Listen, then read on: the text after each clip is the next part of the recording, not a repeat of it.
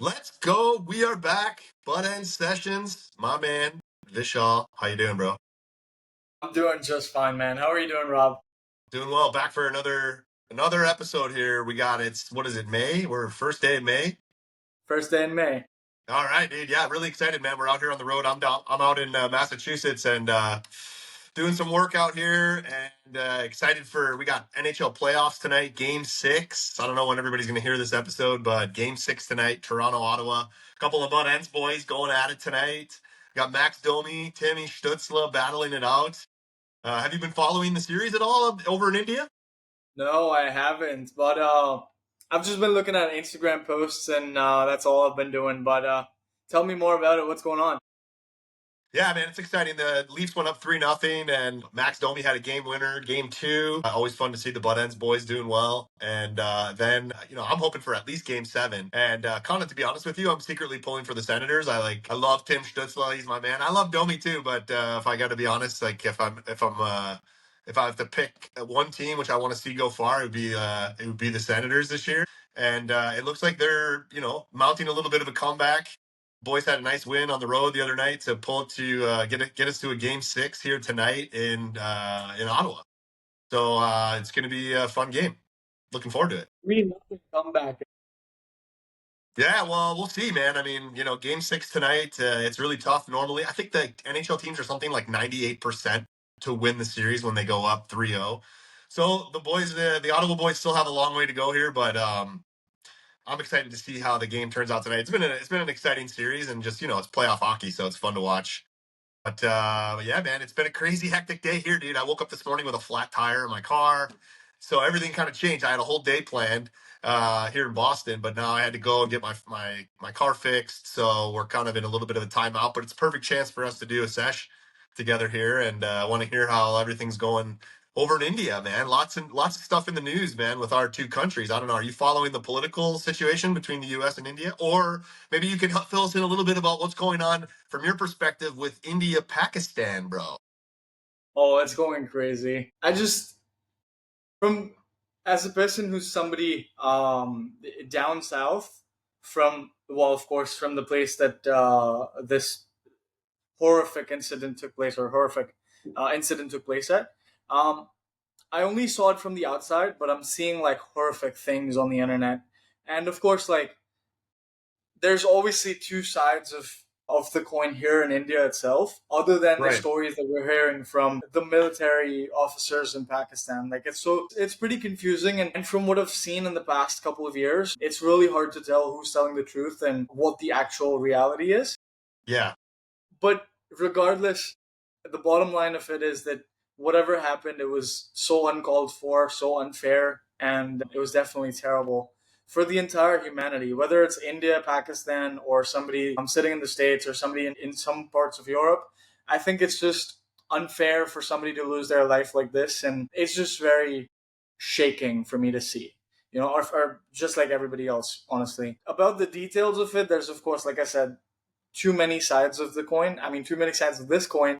And me personally, I just don't know which one to believe. So that's kind of like where the position I'm in right now. But I'm just kind of mourning the loss of people who lost their lives, and I'm praying for the strength for the people who lost their families. And I saw like there was a couple who just got married like 4 days before the incident, and the husband was killed like that. Man. And it's just terrible. It's just terrible. Yeah, my heart Yeah. goes out to all those people who have been affected by the violence. And I couldn't help but think about, our friends up in Leh and like being in the northern part of India. I mean, when I was there, even just, I don't know tons about the tensions between the countries. I know as much as I've learned, studying politics in the US and then obviously traveling to that part of the world to hang out with you guys, but being like right there on the border with Pakistan and then China as well, and then in northern India, it just feels close to home when you have friends that are in the region, and you just feel terrible when all this stuff happens. And obviously from the world's perspective, like the last thing the world wants to see is another conflict break out, especially between two powerful countries. So yeah, we're sending our peace vibes. Hopefully, well, I'm sending peace vibes from here overseas, and hopefully that cooler heads can prevail and nothing serious comes of it. But Is it like the talk? Is that what people? I mean, when something tragic like that happens in the U.S., it seems like it like takes over the news here. Is that really like the main focal point for people in India right now? And what's it like for you as somebody who lives there? Yeah, it has become a part of every domestic conversation now. Just, I mean, I live so many thousands of kilometers away from the place that this incident took place at. But even at my house, even at my sister lives away in Mumbai. But even there, I hear my parents always telling her to be safe, to be careful, to not go out in public too much, because especially in times like this when the tensions are so high, you never know what's going to happen, right? And Yeah, it's almost as if no place is safe, even if it's somebody around our house, even in Jalgaon. It's a small town in India. Like, you never know what could happen. And plus, with the things coming out in the news, right, like, people from Pakistan had kind of moved into the Kashmir areas and they'd been living there holding Pakistani passports, but illegally holding Indian documentation as well, pretending to be Indian citizens, and they're just like surviving for close to 2 decades even. And so there could be tons of people like that, and they could have, I mean, who knows, they could have gone to different places, they could have like spread themselves out or whatever, and anything could happen anywhere anytime, right? And so it's just like it's become a part of every domestic conversation right now, where parents are trying to get their kids to avoid going to public places too much, even like traveling and all, also because public transport places, railway stations, airports, these are very highly exposed areas, you know what I mean?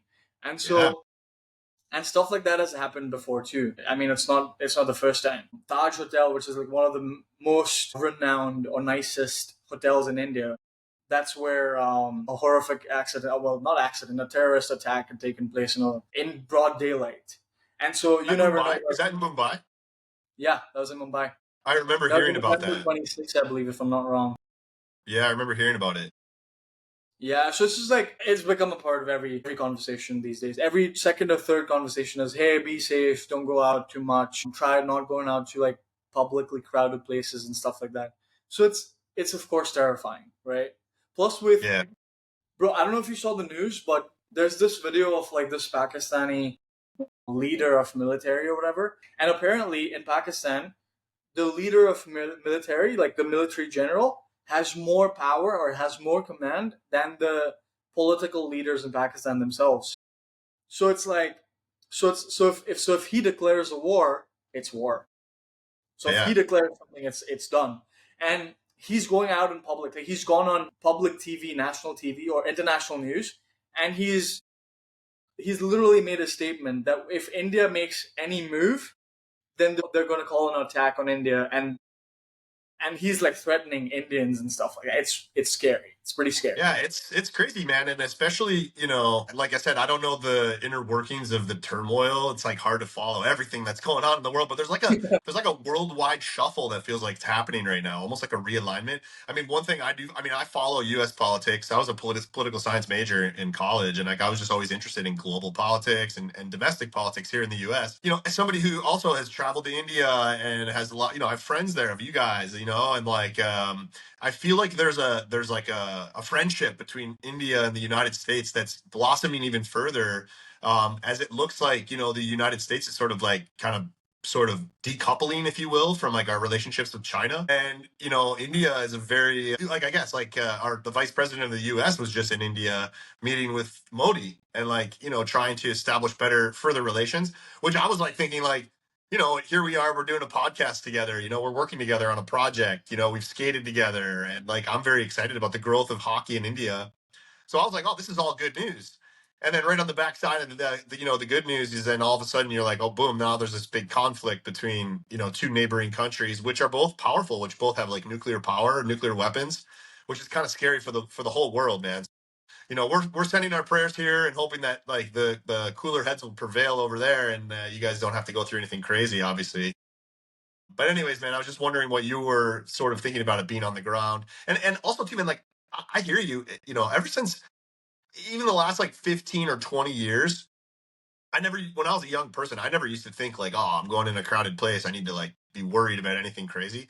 But man, everywhere I go now, no matter what, I'm always in the back of my mind, like I'm not afraid of anything. Like I travel all over the world. I've been to India, I've been crowded subway stations and all over places. But I don't fear for things. Like I'm not afraid of anything, but I'm always aware of like, okay, where are my danger points? You know, like even last night, I literally was walking out of the grocery store and everybody's kind of just living their lives and da da da. And I'm like just looking around. Everything else is going well over there in India for you, for work and stuff. Yeah, yeah. Another good news in the hockey world in India, the Dehradun rink. Remember a couple weeks ago, I told you that there's a rink in Dehradun city, close to Delhi, like about 3 hours out of Delhi. That's They're working on restarting that rink. 15 years later, they were able to do that, and they were able to put the first sheet of ice, and they started to skate on it too. Wait, so is this the rink that we were talking? Is this the rink we were talking about on the last episode that they're building, or is this a separate facility? No, it's a separate facility. I told you. So a couple weeks ago, I told you. I think even more. I told you that there's a rink in the Dehradun area, which is a city 3 hours away from Delhi. Is a full Yeah. Olympic ice sheet, and there's been a Challenge Cup of Asia tournament that took place in 2011. So now, about 14, 15 years later, and they shut it down right away, right after the tournament happened, because it was too expensive for government to start to operate on a daily basis. So they shut it down. It went bad over the decade and a half, and now finally, after 14 years, after a lot of hard work, they've been able to restart the rink, and they've flooded the ice for the first time now, and Wow. they've gone on a skate on it too. Oh, that's beautiful, man. So, do you have plans to go down there and skate, or up there, I should say? Is down there or up there? Absolutely, up there. Oh, Everything is okay, up. okay. Everything is up north for Oh, me. you're in the deep south or what? Not in the deep south, but at least the southernmost hockey place in India. Not the southernmost, but like pretty fairly Gotcha. south in the hockey world in India. One of these, we got to do a clip. I think we should do a clip someday, like on the show for like a reel of like showing us, where you are actually from. Like just like on the map, sort of a zoom in or a zoom out from where you Yeah, are actually recording from, and like where exactly in India that is, because I don't even know. I think that would be pretty right. cool to see. So they got the sheet in Delhi. So is this the only ice rink right now that's firing in Delhi? There's a mini ice patch in Delhi, but this Yeah, is a city 3 hours, 3 or 4 hours out of Delhi. That's where the full Olympic sheet is. full Olympic sheet. Dude, that's great news. I Isn't think it? just for hockey in general, just to see the expansion of the game. I mean, like if we can get full ice rinks being made, opening up, all that's going to do is grow the game. So that's great news on the hockey front. Yes. And it's everybody in the hockey world is celebrating it like it's a lifelong achievement, because of course this opens up a whole new world of opportunities for us as Indian players, because Yeah, a lot of the IIHF criteria is for us to be able to participate in their tournaments is that the nation should have at least one rink operational throughout the year. And right. so with this rink opening up again, I'm sure we'll have a lot of game opportunities, a lot of tournament opportunities, a lot of exposure opportunities that come our way. So I'm pretty pumped about that as well. And so the entire Yeah, Indian hockey community is celebrating too. beautiful. I love to hear that. That'll be something that we have to figure out for next year when we come to visit. We'll have to go into this town and skate on that rink. Full Olympic sheets. 100%. And it's not too far from now. I mean, it's already May. So what, about 6, 7 months from now, and we'll be in that rink. Yeah, man, that's going to be great. I guess we'll have to figure out what our schedule's going to be, but I guess I usually fly to Delhi. So we'll go to Delhi. Maybe we meet in Delhi and then we can go skate at the Olympic sheet and then make our way to Leh, something like that for a week or two. What do you think? 100%. That sounds about Oh, right to man, me.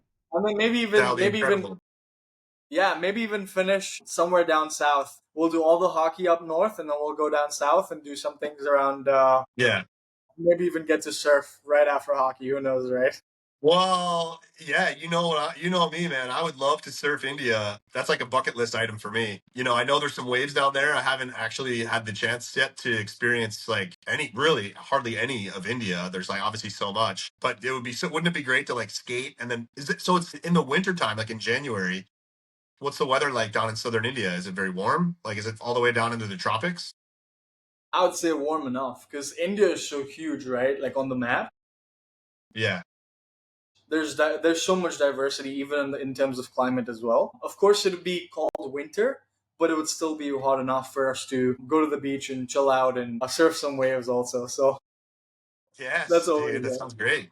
I would love that. What are you in Boston for, though? Let's talk about you a little bit. What's going on up in that front? Yeah, so it's been a whirlwind. The last time we spoke, I think that had I just returned from Chicago, or was it before Chicago? It was after Chicago. Okay, yeah. So we did the Chicago CCM Chi-Town Shuffle tournament. It was a big success. It was great. Spring tournament, a youth tournament. We set up at multiple locations. We were grinding, and then after that, we went back to Buffalo to regroup, and we were invited to speak this week at my alma mater, Merrimack College. 10 years ago, I got invited by the business school because of our, we did a startup. We were doing Buttendz, and the business teacher, Professor An, wanted me to come in and talk to the students about, starting a company and like what things we were dealing with, because it would be good for the students to hear. And he reached out to me a couple of months ago and was like, hey, it's been 10 years since you came in 2015. Would you like to come back in again? And to be honest with you, man, like at first, when he first invited me to come, I was like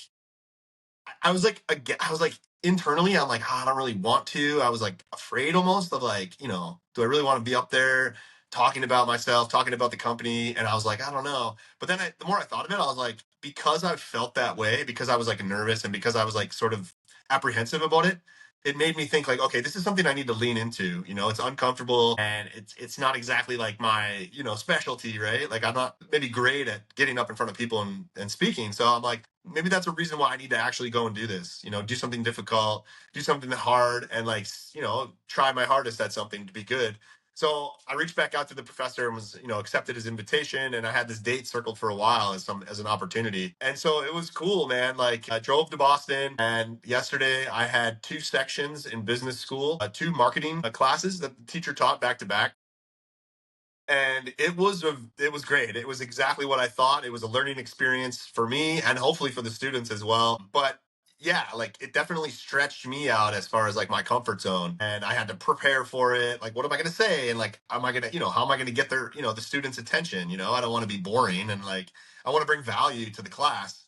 So that was a little bit of pressure for me, which I kind of liked. And how did it go? Like, it went great. I'm really happy with how it turned out. I prepared for it. I really actually worked like hard to like try to come up with like a good quality storytelling aspect of like, here's where we are as a business, here's what we built, here's some, and then try to get the students' attention. But like, man, to be honest, it was so out of my comfort zone the first like 10 minutes. Like I'm up there and I had it all scripted in my head of how it might go. And then of course, like I start talking and like I'm talking out loud, but then in my head, I'm like, oh my gosh, you're bombing, dude. You're bombing right now. And I was like, just like it wasn't coming out like how I like wanted it to or how I envisioned it. But literally, like, I'm up there in front of like 25 students, 30 students, and I'm like in my head, like, you're bombing. Like, this is just, but you're bad. And I'm like, but man, what are you going to do? There's nobody's going to come out and save you out here.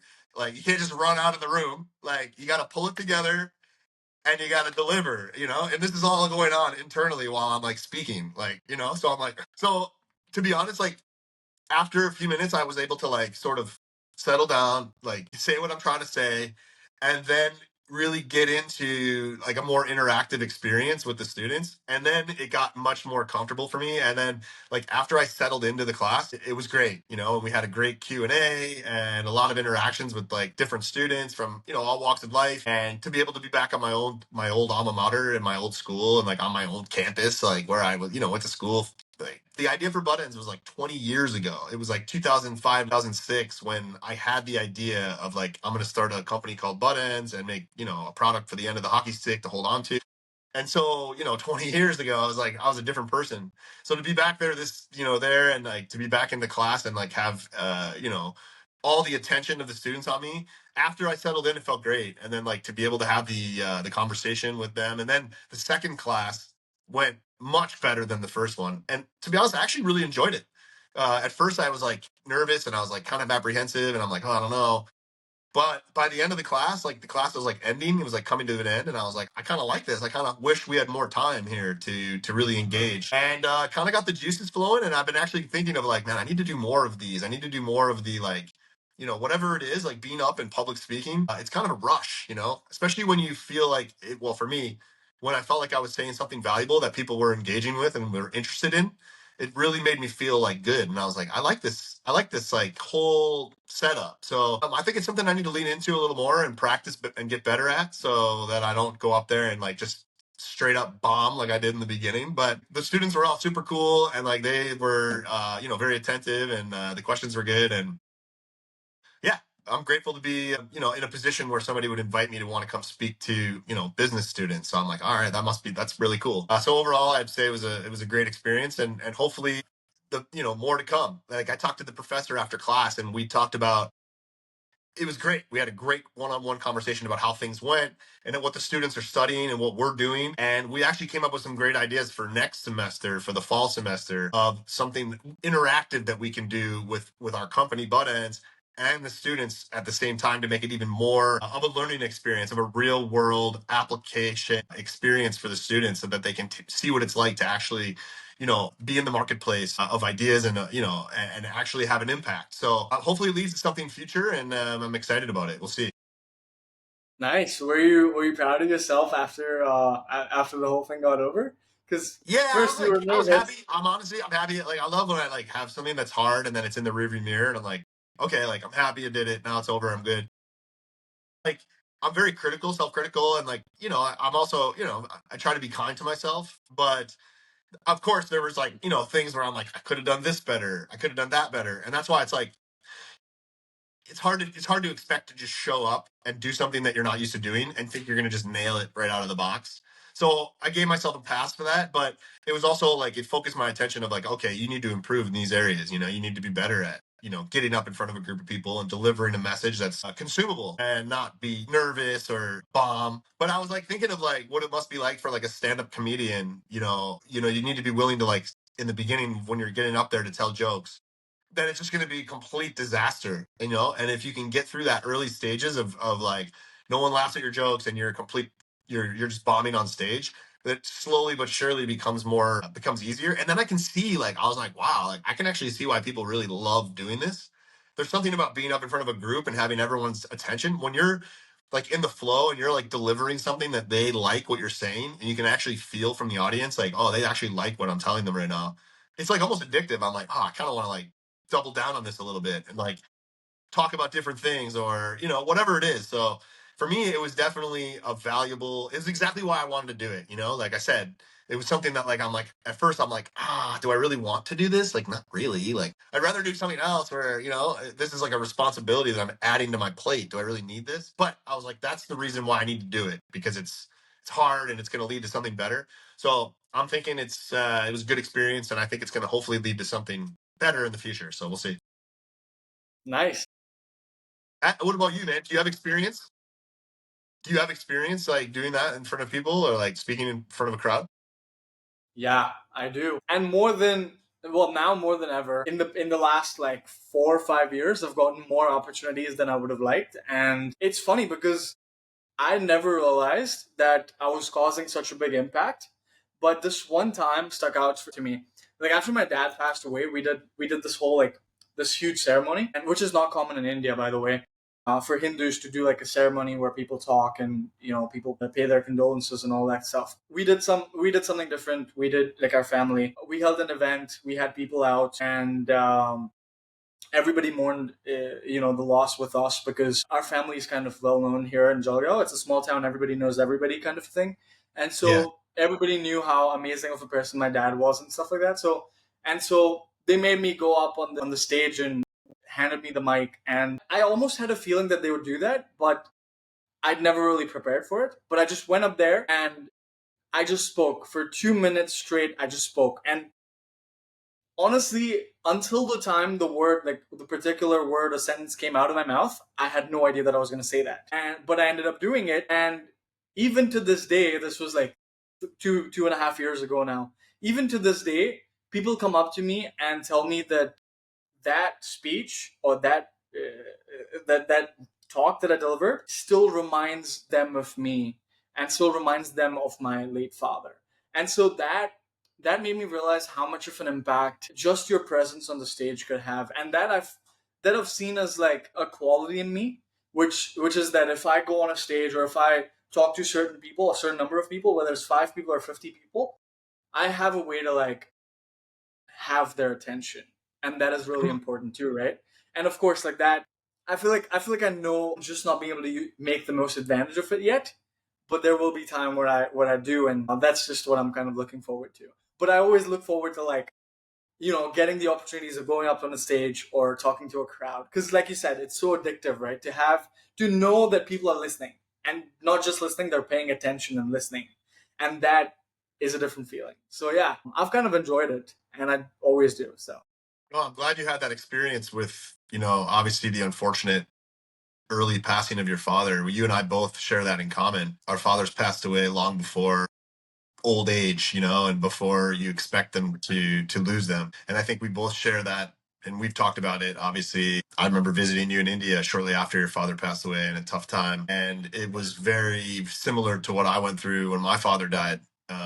And the same thing, getting up there. I'm so happy. Like at first I was not, like when my father died too, same thing. Like I wasn't prepared for it at all. And then it was like, here's this opportunity for you to do the eulogy at your dad's funeral. And it was the same kind of thing where I'm like, I don't really want to, I'm not in the mood right now. I'm not in the mood to like talk about my dead father. You know what I mean? Like this is just not what I want to do.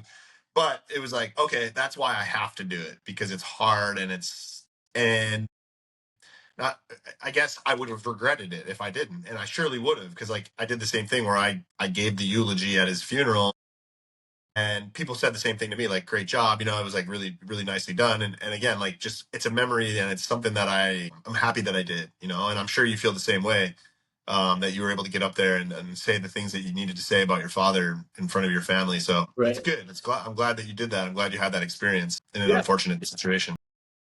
it really is. But I feel like for me, it wasn't that, hey, I want to do it because it's uncomfortable. For me, I just felt like that would bring honor to the beautiful life that my father lived, right? And that's why I kind of did it, because I was like, I was so I was so desperate to, I guess desperate is not the word, but like I feel like I needed to let the world know that my father was such a great human being, right? And that's kind of why I chose to do it. And after I did, I felt so I felt like my dad was looking down at me, and like he must have been feeling proud of me for just being able to represent him in such a way, right? Or Oh, present him in that's such really well put. Yeah, I can definitely, Yeah, I relate to that as well. and that was like my only thought at that time, because obviously, like, you don't want to go through that emotion of, hey, like, because everybody's looking at you, right? Like, there's 3,000 people that are looking at you. You're the 22-year-old. Like, I was the 22-year-old guy who just lost his father with no direction in life, no like financial stability in life, and so in the middle of everybody like feeling sympathetic towards you or empathetic towards you, you have that focus, right? And that is not always something you'd want, because you just want to mourn your loss in peace and in silence and in distance and alone, right? But yeah, I felt like I needed to do it for this reason, and I think I would have regretted it if I didn't do it. You know, Yeah, just like dude, I completely agree with you. Everything you said really like resonates with me as well. And I can't remember, I think it was Jordan Peterson. I don't remember what public intellectual talked about this, but it's something that stuck with me was like, be the best man at your father's funeral. Like you have a responsibility to be that person. And I remember thinking that with my father, where like I have a responsibility now, he's gone. I have to be a representative of him, and like this has to be done. I have to do a good job because this is an honor to him. You know what I mean? That only I can do, and maybe only you can do, right? So, yeah, for sure, man. I'm very glad that I took that advantage and took that opportunity, and I'm glad to hear you feel the same way. yeah, it was Jordan Peterson, by the way. Oh, I you binge know, are you watched. familiar with the quote?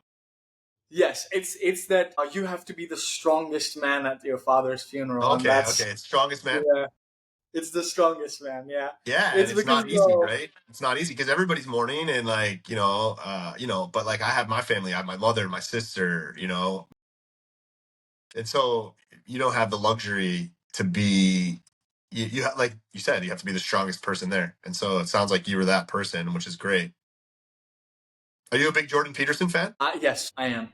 I am. I became that after my dad passed away. Like a couple months after that, I was just gonna say, like, I was just so by myself all the time that I relied completely on YouTube. YouTube, like my entire YouTube history was how to become a man or how to, and not in a funny cliche way, but like, my eyes dug deep into the computer screen. No care, no attention to what's going on around. Just for 8 hours straight, how to be a man, how to become a man from a boy, and how to grow up fast, and all of that kind of stuff.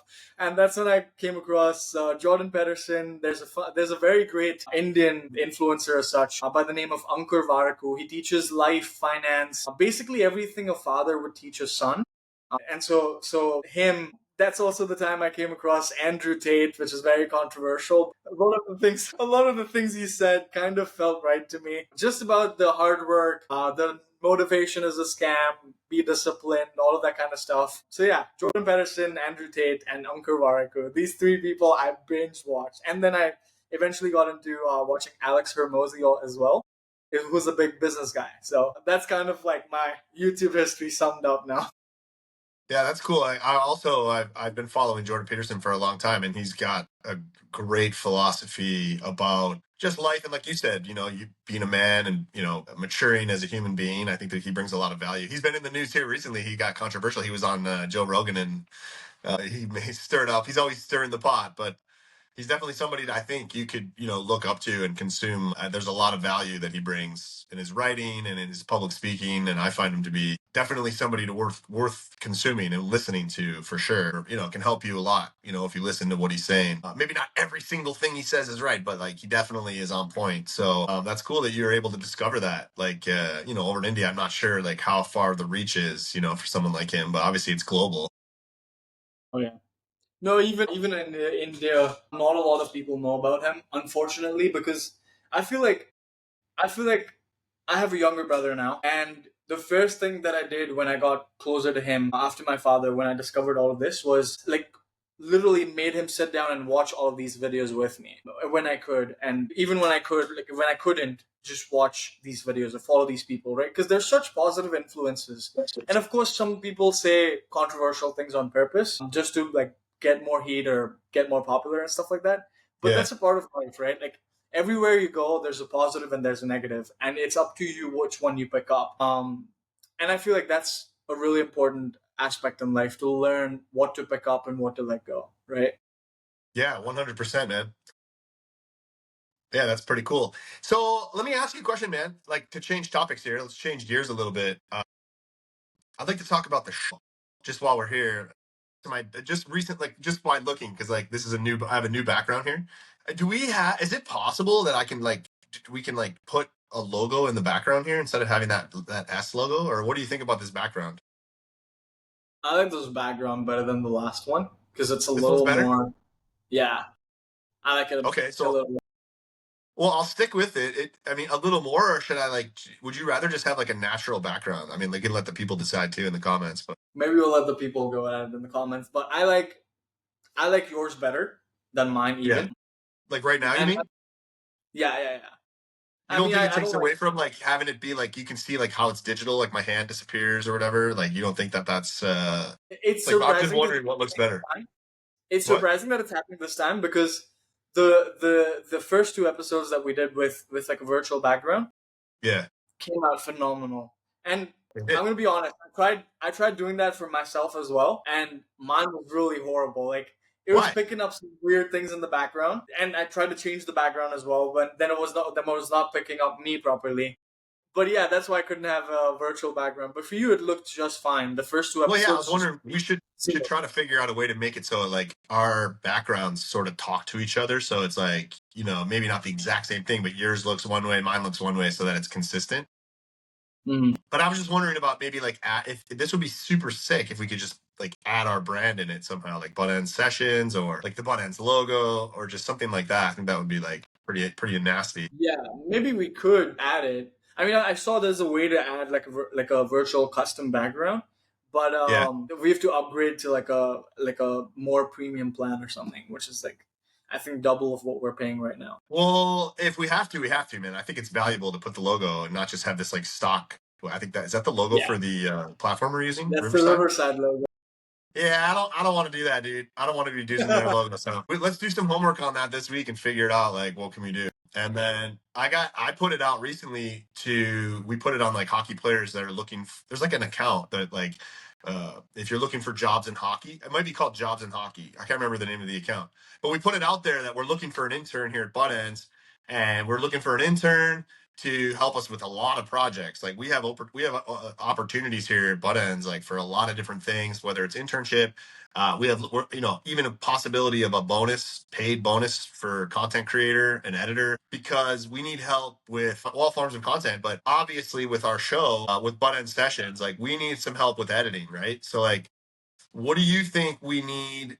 Why don't you just say, like, what do you think that we need the most right away to help us to increase the output of the content that we're creating here with the show? So it's like the full long form we're doing, and then it's clips, and it's managing the socials. Like, what do you think? I think it's clips. It's videos. Like It's just the video clips? production. It's just the video production. How do you I envision feel it though? like What does it look like?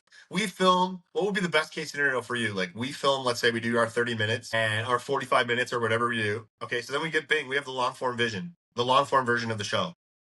right. Obviously today we're filming on a Thursday because we had some travel stuff, but we're still keeping our streak here. We got our, same week we're doing it. I love that. But then it's like when we get the show, what needs to happen to like get it out and then also get clips out and have it be like flowing a little bit, so there's like I think we need a daily drip of content from the show. What do you think? Right. I think we do. But this is like the best case scenario for me, right? We sit down and film, excuse me, we do like a knowledge transfer of what we talked about in a summary, and one person sits and edits the whole thing, like the long format plus the short format.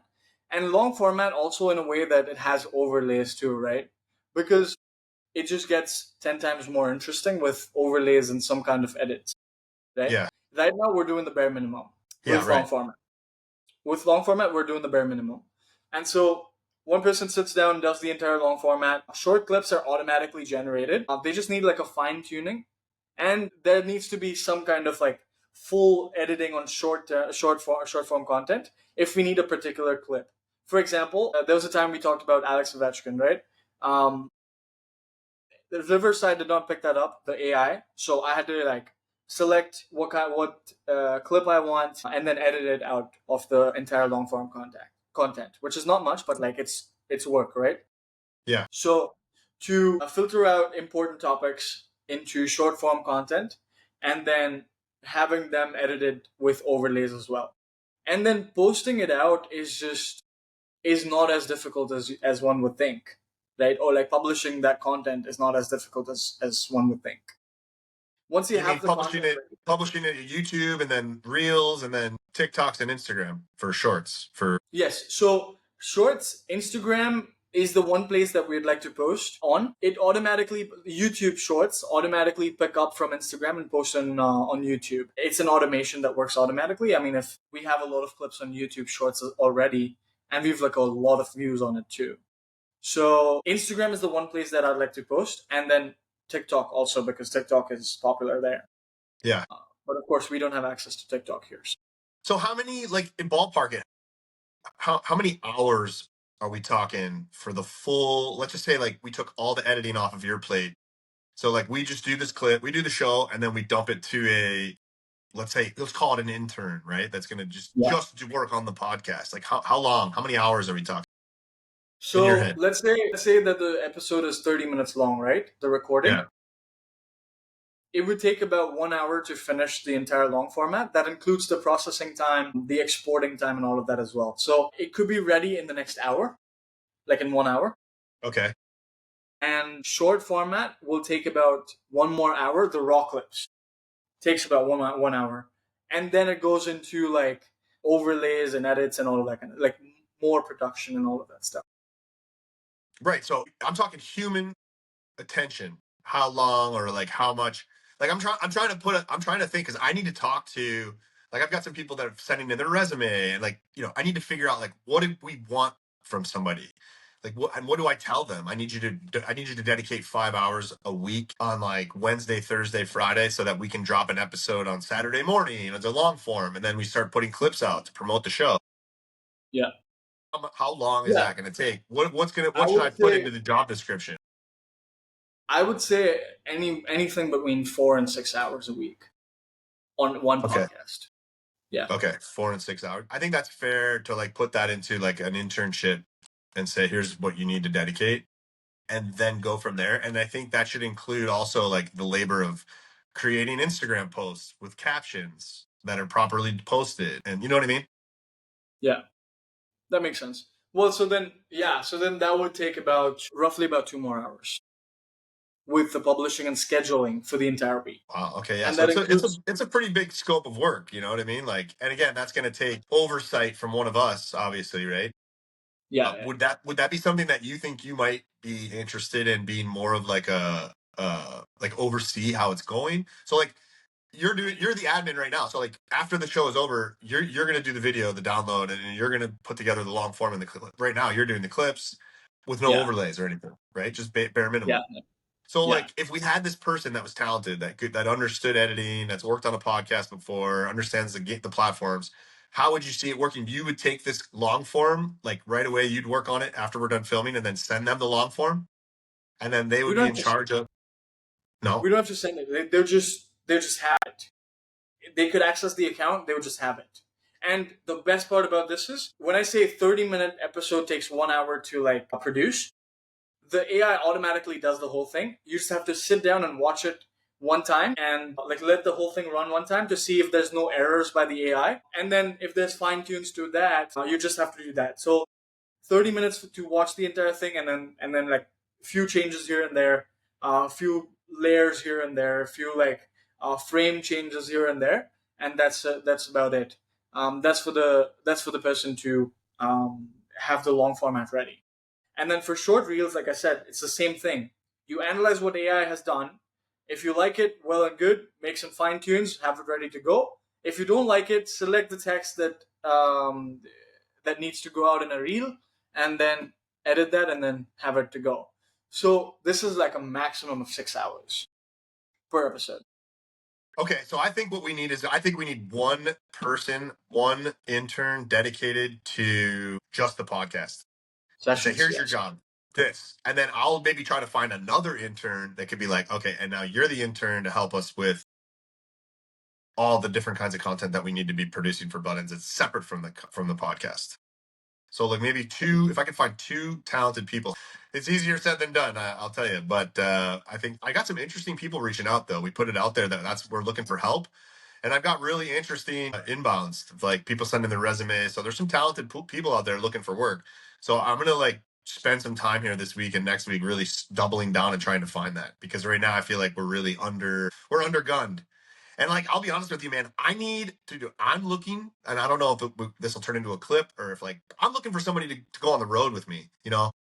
I don't really like working just solely remotely. Like with us, it's obvious, right? We're doing this is great, and we'll see each other soon. And we're doing the digital podcast, and that makes sense. But for my day to day stuff, like I need somebody on site that's going to create at scale. Like I just did Chicago alone. I got all these events, and I'm just not producing enough of what value of what's really going on. So I'm actively looking, and like I've got huge opportunities coming up, including South America trips and things like that. And I've got budget to bring people, and possibly, even obviously an intern would be great, but there could be a financial incentive as well. And then also too, looking forward to like India too, man. Like I don't want to do the India trip alone even. Like I want to bring Yeah. somebody who I like that's going to help create content at scale, possibly with me. It's just a lot because like I need to find somebody that I actually like, right? And like who likes me and like wants to be around, and that work well together. It's a lot, but and it's just good to say it out loud and let's just put it out in the world of like here's what we need to do to scale to the next level of content creation for Buttendz. Like that's what I'm looking for. Anyways, that's pretty cool. I'm glad we had that discussion. Let's keep it going. But that's kind of where I'm at as far as like the distribution. Like right now, man, like we're not, like you said, we're doing the bare minimum, and I don't mind keeping the streak going of just having these conversations. But you must know too, like we need to have like a proper drop date and a proper timely, we're talking about topics that are relevant today. Ovechkin breaks the record. We do a podcast. That podcast needs to be out in a day, or, and the clip needs to come out in a day, not 3 weeks later and it's fine. But it's like, it's hard for me to get motivated to like, I don't want to share an Ovechkin clip, me talking about it now on my personal or like put it on the, I don't know. It's just, it's not flowing yet. I'm happy this. Even this conversation feels good to have.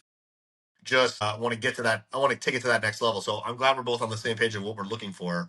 And you think it's best we do to refine that stateside? So, there's not, Yes. you don't see that, that person being available in India or from I what you've must seen. have interviewed like 35 people And they're for what? Like this just like particular morons? role. Riverside is a new platform, right? And I picked up fast. They either don't know Riverside, or they don't know editing, or they don't know hockey, or they have no interest in learning because, I mean, to be fair, there's no like financial incentive in the beginning. I'm not saying that financial incentive is gonna bring the best talent in India to us. It's not. There's still gonna be a lot of teaching that we're gonna have to do because hockey is a whole new thing altogether, and so they're not Yeah. gonna know a lot of terms and stuff. Like I just feel like this would be surprising, but like all of the 35 people, out of all of the 35 people, I did not find one person who said, "Hey, let me learn what hockey is," or "Let me at least watch a YouTube video about what hockey really is." And Yeah, we that's the need kind somebody of that's a person. little bit. We need somebody that's more. I think you can keep looking, or we can keep looking in India as well. But I think having somebody stateside is important. And also, like I said, I'm looking for somebody who's going to be like more hands on with me, just in general, and be willing to tag along on some of these adventures. You know what I mean? And then like that for me is like, whoa, like, because I'm like also kind of a loner too. I like traveling alone. But it's like when I get there, then I'm like, man, I need somebody on camera duty. Like yesterday, even, man, like I'm setting up cameras, I'm filming myself. I'm asking people for photos. Hey, did you take any photos? Can I have them? It's just like, I'm over it. You know what I mean? Like I need like real somebody working with me and working with us directly. And that'll really help us take off a little bit. Okay. Well, I think we're on the same page. I think let's just keep it. Let's just, you and I can just keep it going together and keep filming and keep recording and just keep pumping these out. And it's good to have the backlog. I think it'll be good in the future to have this backlog of videos. I just want to have more excitement. I want to have more excitement on like we have this new Instagram account and like man, like we picked up 100 followers. Like some of our videos have done like 5 to 10 to 15K. Like there's an audience. Like there's a hunger for it. It's just that we just need to be more lean and mean and better and like be putting out more stuff, I think. Yeah, yeah. And you're right. Like it put a lot better structure if like one of us was just overlooking the whole thing, and when we're done speaking, there's just like clips coming out. You know what I mean? And of course, with Yeah. a full time thing that I have going on, it's like really hard to manage time to like sit down and not that I don't enjoy it, I love it, but it's just like it just gets difficult sometimes. With family commitments also. Like India's so weird. No, I completely We understand. need to talk about this. We need to talk about this on the podcast as well. Like India's a really weird place to be. I've seen the better part of the world, and like India's a really weird place to grow up in and to envision to start a business in also. Bro, I could be in the middle of the most important meeting of what could potentially be like a $100 million project. My mom would have no hesitation in calling, like literally calling me up from downstairs and saying, "Hey, can you go get some milk from the grocery store?" Like it's insane. Like it's bonkers. Okay, like Yeah, it's I such mean, a weird. it's like definitely a yeah, it's definitely a difference in culture for sure. I mean, I had a small taste of it when I got over there to see, but I have no like I said, we talked about it before on the show. It's like you come from a whole different world, but you've seen it. You lived in the States and like you've seen how the culture works here too a little bit. But also that's what's attractive to me about like working with you on the project. Like I think it's fun and I think I like that, you come from the different side of the world. It brings a unique flavor and a unique vision of the way things will work out for us. So again, like I'm grateful for this, and I'm looking forward to seeing where it goes. Hey, before we go, you want to do 5 rapid fire hockey related questions? Let's do it. All right, I got them here. I'll be honest. I'll just be in the spirit of full disclosure. I just used ChatGPT and I just said, give me 5 rapid fire questions for my co-host Vishal. So Okay. I don't know. You can tell me what you can answer however you want, but it'll be cool. So here we go. Here's 5 rapid fire hockey related questions with Vishal from India. Ready? Let's go. Okay. Who is your current pick to win the Stanley Cup? No overthinking. Wow. Ottawa Senators. Whoa! Big comeback tonight. Big game tonight for the boys. Who would you rather have, McDavid's speed or Ovechkin's shot? Ovechkin's shot. Any day. All time. He's all time. Who's the most clutch player in the NHL right now? Kill McCarr for me. Okay, all right. That's a good one, dude. Do you think he's going to win the North? He might. I'm betting on him. Which team has the best fan base, hands down? I think it's just Rangers because they're so ruthless. Like, they don't care. Oh, wow. Rangers? Honestly, bro, I literally thought you were going to go Flyers. I thought for sure you were just going to be like Flyers all day. I think Rangers have like a more ruthless fan base. Like, they don't care, bro. They'll slap you to watch the game. Yeah, it's New York, man. I used to love going to MSG and going to Ranger games back when I was living there, and I had a buddy on the team, and I was a Ranger fan. I was like, I love the Rangers, and it was so fun. Okay. That's one hockey rule that you would change if you were commissioner for one day. Wow. Boarding. Boarding? What would you do?